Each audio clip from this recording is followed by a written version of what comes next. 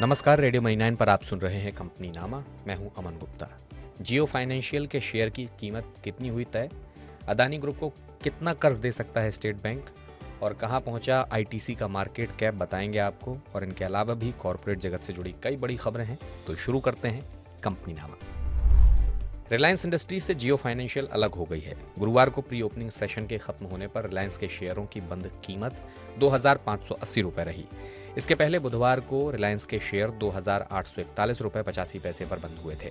इस आधार पर जियो financial services के एक शेयर की कीमत 261 रुपये 85 पैसे निकलती है।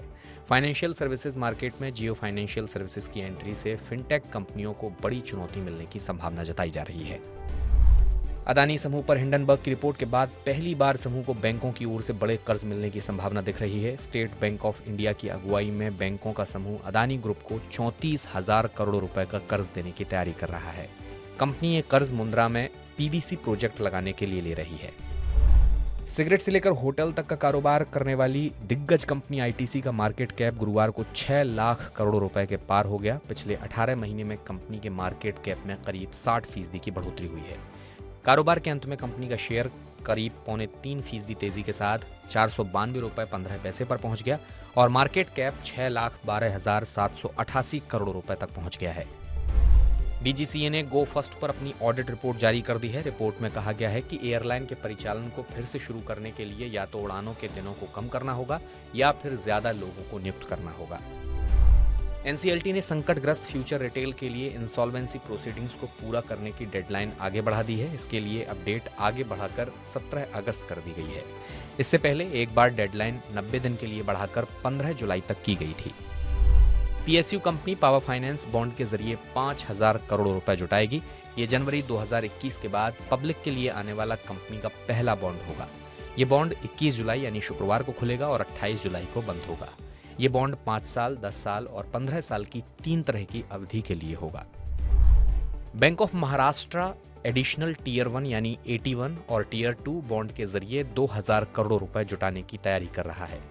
इससे बैंक अपनी ग्रोथ को सपोर्ट देगा और इस वित्त वर्ष में मैच्योर हो रहे कैपिटल बॉन्ड्स की भरपाई की जा सकेगी। रिलायंस कैपिटल अगस्त के अंत तक रिलायंस जनरल इंश्योरेंस में 200 करोड़ रुपए की नई पूंजी डालेगी। इसी महीने रिलायंस कैपिटल ने इंडसइंड इंटरनेशनल होल्डिंग यानी IIHL का रिजोल्यूशन प्लान के लिए आवेदन एनसीएलटी के पास जमा किया है। IIHL हिंदुजा ग्रुप की कंपनी है। इंडियन ऑयल कॉरपोरेशन यानी IOC ने संयुक्त अरब अमीरात की कंपनी एडनॉक गैस के साथ LNG इंपोर्ट के लिए डील की है। ये सौदा 7 से 9 अरब डॉलर का होगा। इसके तहत एडनॉक गैस साल 2026 से आगे 14 साल तक गैस की आपूर्ति करेगी। वोडाफोन आइडिया ने जून तिमाही के लिए लाइसेंस शुल्क और स्पेक्ट्रम उपयोग शुल्क का करीब 10% भुगतान कर दिया है। कंपनी ने सरकार से बची हुई राशि को कई किश्तों में चुकाने के लिए और समय मांगा है। वोडाफोन आइडिया ने डिपार्टमेंट ऑफ टेलीकम्युनिकेशंस को करीब 77 करोड़ रुपए लाइसेंस फीस का भुगतान किया है। पब्लिक सेक्टर की hydro power company NHPC renewable energy से जुड़ी अपनी सब्सिडरी के IPO लाने की तैयारी कर रही है। कंपनी के एक वरिष्ठ अधिकारी के मुताबिक अगले 2-3 साल में NHPC रिन्यूएबल एनर्जी लिमिटेड को शेयर बाजार में उतारा जा सकता है। दिग्गज कंस्ट्रक्शन कंपनी L&T शेयरों के बाईबैक और स्पेशल डिविडेंड लाने की तैयारी कर रही है। एक रिपोर्ट के अनुसार अगले हफ्ते 25 जुलाई को कंपनी की बोर्ड मीटिंग में इस पर विचार किया जाएगा।